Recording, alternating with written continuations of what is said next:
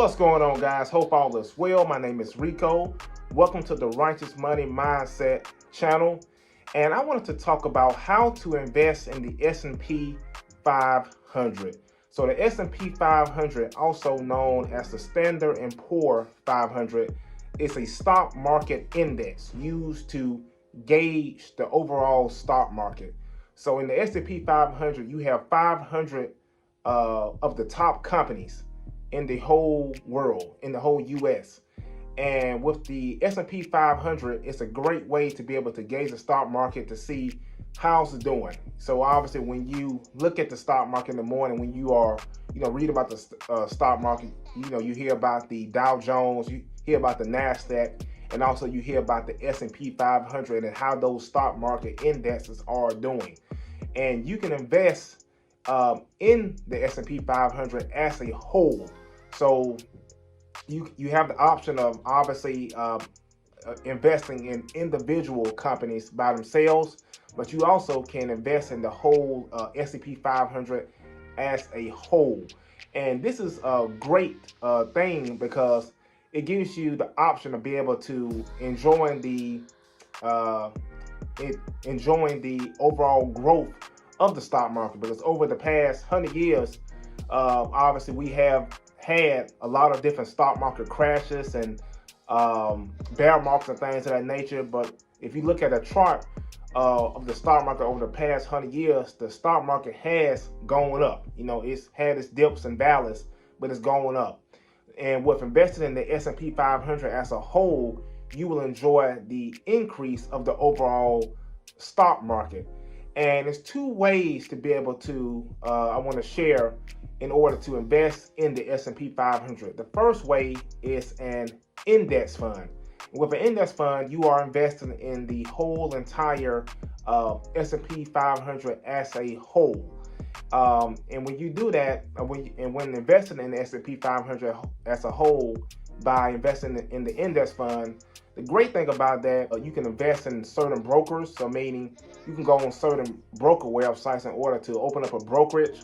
I know Fidelity, Vanguard, and you can. I know that you can invest in S&P 500 through those companies because they have a way to invest in index funds, and you can invest in some of those for as little as maybe $10. Depending on what broker that you use. So you can really really scale in, start out with a small amount of money, or a big amount of money, depending on how comfortable you feel. And with the S&P 500, as far as investing in the index fund, it doesn't trade like a stock, because with a stock, you can buy it during the day and you instantly have access to that stock right away. Whereas if you buy or put money in an index fund during the day, the money has to settle after the stock market closes, and the next day is when you will see the index fund in your brokerage, as you are the owner of part of that index. The second way that you can invest in the index fund is through a ETF, an exchange traded fund.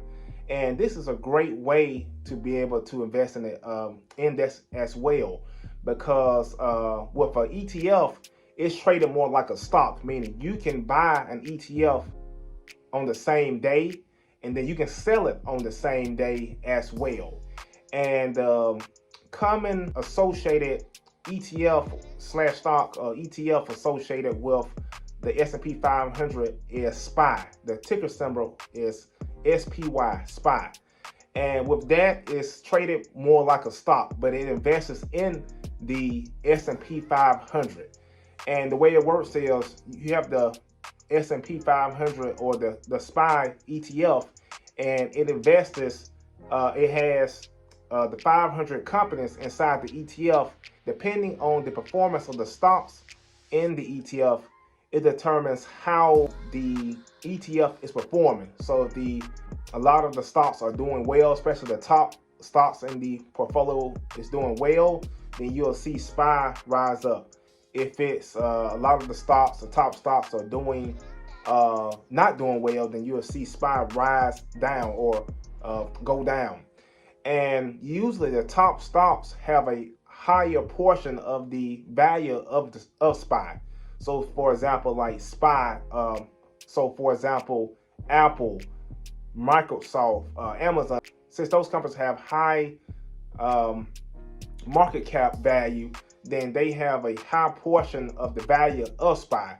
So if those companies are really doing well, a lot of times you see SPY rise up in value. If those big companies are not doing well, you will see SPY go down, because since they are heavily weighted stocks, big, huge companies, those companies have a big factor as far as the performance of SPY, even though it's 500 companies are in that portfolio. But that's another way that you can invest in the S&P 500 is through an index fund or SPY. So I think investing in S&P 500 is a great way to be able to get started in the stock market. It gives you ability to invest in the stock market as a whole and just enjoy the overall growth of the stock market. It doesn't mean you won't have bumps in the road, but it does give you a way to be able to not put your eggs in one basket and be able to enjoy the stock market as a whole as the stock market rises up. So I just wanted to share it with you guys. Hit that like button if you like this message. Hit that like button. Share this with someone who needs to hear this message. And let me know what you're thinking. Let me know what do you use to invest in when you are investing in the S&P 500. So hit that like button. Subscribe to the channel. I'll talk to you guys soon. Peace.